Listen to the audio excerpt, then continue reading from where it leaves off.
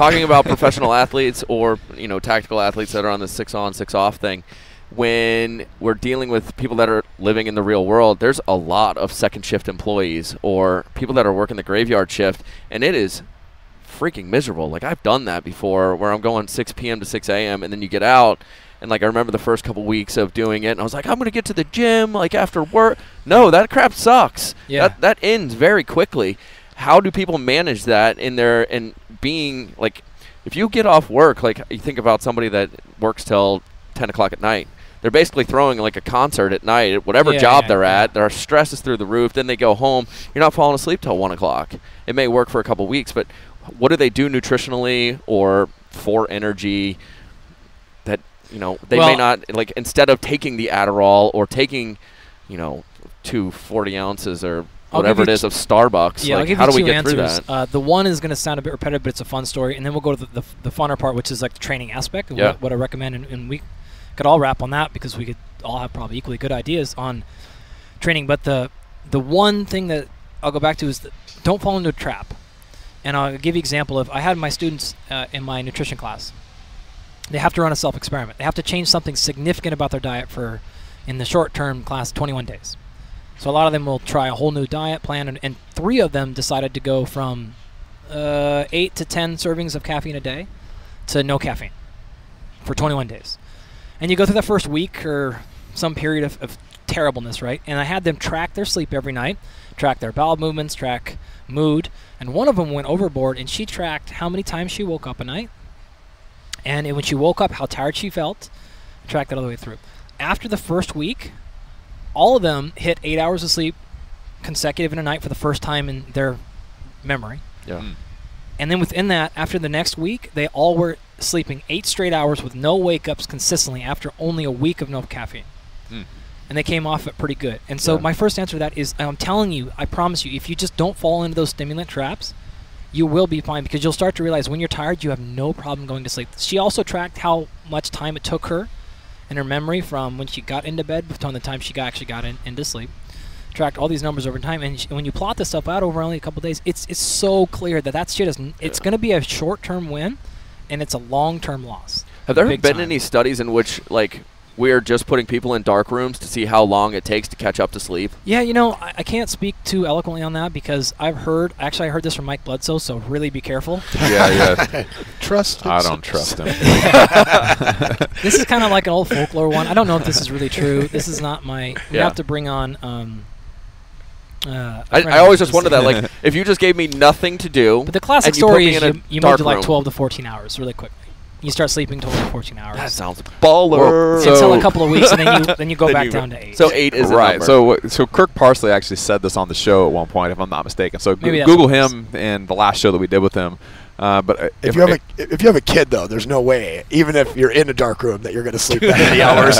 It's like not even the fact that the kid's there, but if you have like these external stresses, even will the sleep still? I mean, is that? Yeah, I know. Yeah. That's interesting. Yeah, so Kirk's awesome. He's a sleep expert. He's a medical doctor, a former Navy SEAL, and if I remember correctly, you said the majority of it just now. Like whenever they do studies where they put people in a dark room, like in a cave, where like there's no days and nights and all that, just to see like what happens when you remove all the external cues. How long do people sleep? If they're already in some type of sleep debt, which most people are in some capacity, they automatically sleep for like 14 hours. If there's no alarm clocks and there's no one waking them up and they have nothing telling them what to do, so to speak, and there's no distractions, they'll sleep for about 13, 14 hours for like the first couple days or like a week. And then everyone regresses to 7.5 hours is like the average. So we always say 8, that's close enough. But if you're caught up on sleep, then 7.5 hours is about all you need. Right. So like with the example of the 6 and 6, maybe you just got to find a way to get to a total of 7.5 would be one way to do it. And there's a couple of things within that. You have to be careful. Don't fall in the trap of, I'm just going to not sleep Monday through Saturday and I'll just catch up on my sleep on Sundays.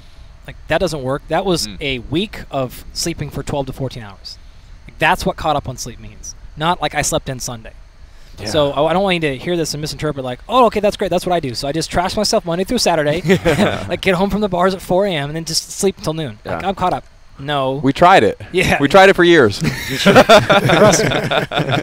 doesn't work. But it's actually what I was talking about with your crew earlier. is I actually think it's good for you to go through some short-term sleep deprivation. It's probably good for you to challenge that system. The problem is most people live in slightly underslept, chronic sleep. Yeah. Mm-hmm. I'm slightly overfed, slightly undernutrient, slightly underexercised, slightly underslept for a long time. And we don't have enough variation where we're swinging back and forth between extreme hunger, extreme thirst, extreme cold, extreme hot, really, really trained, and then back. This is basic periodization, right? I just took this idea from strength and conditioning and just said, well, let's apply this to the rest of our life.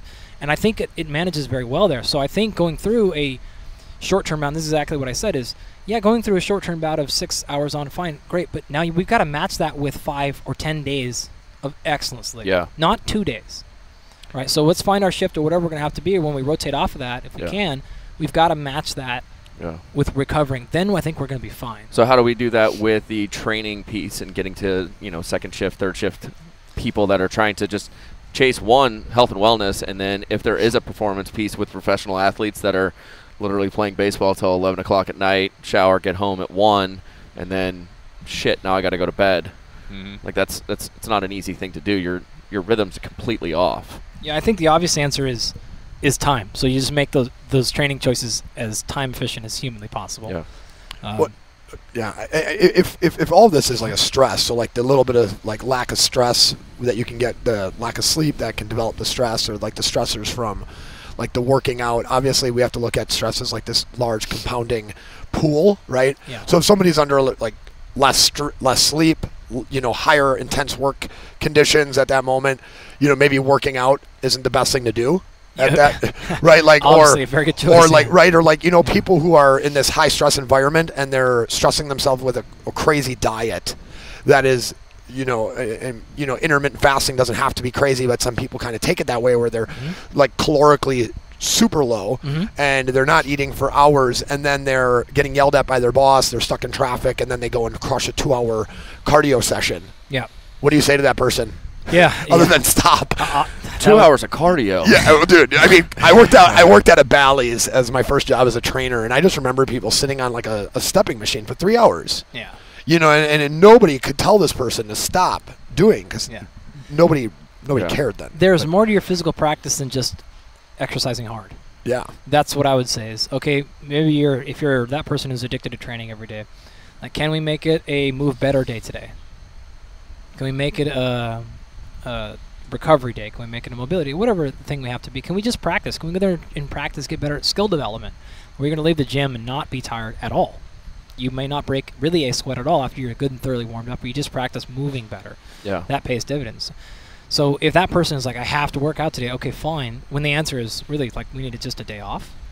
Well, I'm gonna make an assumption that person, whoever that is operating on a calorie mindset. Like, I'm working out is to burn calories. You burn calories by doing some type of movement for a long time, and that's like all they're really focused on. They don't care about like skills and developing like adequate movement patterns. They just think, I got to burn more calories than I'm eating so I don't get fat, and so I'm just going to sit on a stair stepper for 3 hours, and that's just what you do. Yeah.